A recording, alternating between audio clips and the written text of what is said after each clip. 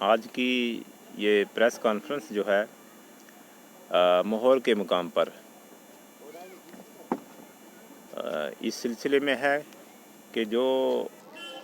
जम्मू रूपनगर में जेडीए ने गैर कानूनी तरीके से वहाँ के कुछ नहते लोगों के ऊपर जुल्म किया है। उनके आशियाने तोड़ दिए, उनको बेघर कर दिया,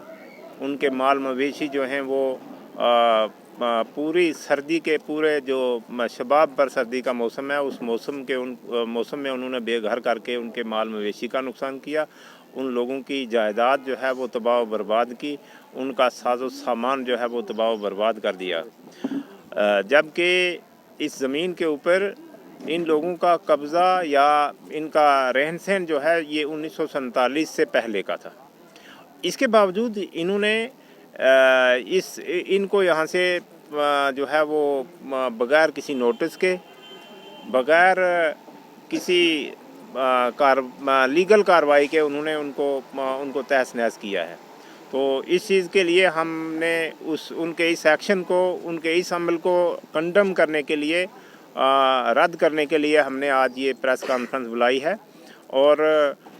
वो लोग उन लोगों को नहीं देखते हैं जो बड़े बड़े लोग जो जेडीए की ज़मीन के ऊपर बैठे हुए हैं, जिनके ख़िलाफ़ कोर्ट ने नोटिस निकाले, जिनको कोर्ट ने गैर कानूनी करार दिया, उनकी तरफ वो आंख उठा करके देख नहीं सकते हैं। लेकिन जहाँ गरीब जो उनको जब दिखाई देते हैं तो वहीं पर उनका एक्शन जो है हमेशा से होता रहा है जेडीए का। और इसके बीच में जब जेडीए ने किया है और मुतलका हुकूमत जो है और एक पार्टिकुलर पार्टी जो है गुजरों को गोजरी ज़बान में कह करके कि ये हमारे भाई हैं और हमारे साथ हैं, ये नेशनलिस्ट हैं, गोया के वो उनको नेशनलिस्ट कह करके अपने साथ मिलाने की जो कोशिश कर रहे थे, मैं ये समझता हूँ कि उन्होंने एक झटके में उनको अपने साथ जो मिला रहे थे, एक झटके में ही वो सारा फैसला अब कर दिया है कि वो उनके साथ हैं या कहाँ हैं आज के वक्त में। लिहाजा सर मेरा एक प्रश्न रहेगा आपसे, कहीं ना कहीं अगर रविंदर रैना की बात की जाए, वो हमेशा कहते हैं कि गुजर हम गुजरों के साथ हैं, हम भी गुजर हैं और इनको फॉरेस्ट राइट एक्ट मिलेगा, मिलकर रहेगा, तो वहीं आप दूसरी ओर कह रहे हैं कि इनके साथ नाइंसाफ़ी हो रही है गुजरों के साथ, ऐसा क्यों? देखिए, फॉरेस्ट राइट एक्ट की जहाँ तक बात है, यहाँ मैं इस डिस्ट्रिक्ट का जो मेंबर हूँ, मैं जो हमारी डिस्ट्रिक्ट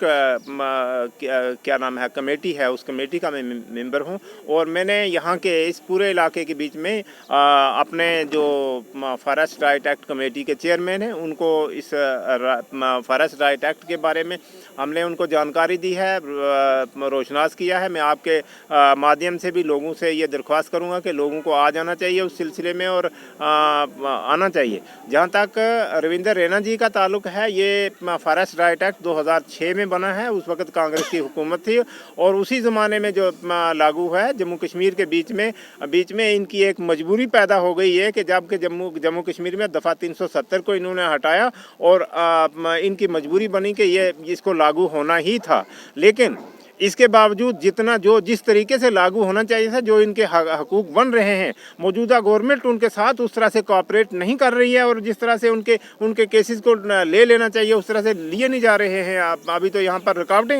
इसके रास्ते में खड़ी है। कहाँ कितना दे रहे हैं रविंदर रैना जी? अगर ये बात कहते हैं हम उनका वेलकम करते हैं कि वो अगर ये बात कहते हैं, हम कहते हैं कि इस चीज़ को लागू करवाइए, जो उनके हुकूक बनते हैं उस तरह से उनको लागू करवाइए। अभी लोग जो है रास्ते में लटके हुए, उनकी जहाँ उन्होंने दरख्वास्तें दी हैं वो दरख्वास्तें अभी रास्ते में लटकी हुई हैं, अभी तक उन पर कार्रवाई जो है पूरे तरीके से नहीं हो रही है। फिर कांग्रेस ने 2006 में ये इंप्लीमेंट जो है शुरू किया था, ये कार्रवाई शुरू की थी, लेकिन 2006 से लेके 2014 तक ये क्यों नहीं कार्रवाई हुई? देखिए, यहाँ पर एक प्रोसेस है। मैं आपसे अर्ज़ करता हूँ कि यहाँ पर ये जो है एक प्रोसेस है यहाँ पर जम्मू कश्मीर का, चूँकि अलग से एक आइन था जिसके लिए यहाँ के लोगों की डिमांड थी और उस वक्त की सेंट्रल गवर्नमेंट ने इस चीज़ को माना था कि हम इस पर गौर करते हैं और हम इसको लागू करवाएंगे। और जब दफ़ा 370 को इन्होंने जम्मू कश्मीर से हटा दिया तो ऑटोमेटिकली वो लागू हो गया ना यहाँ पर, वो तो ऑटोमेटिकली लागू हुआ, किसी ने नहीं लागू किया, किसने लागू करना था, वो तो ऑटोमेटिकली लागू हुआ है यहाँ पर।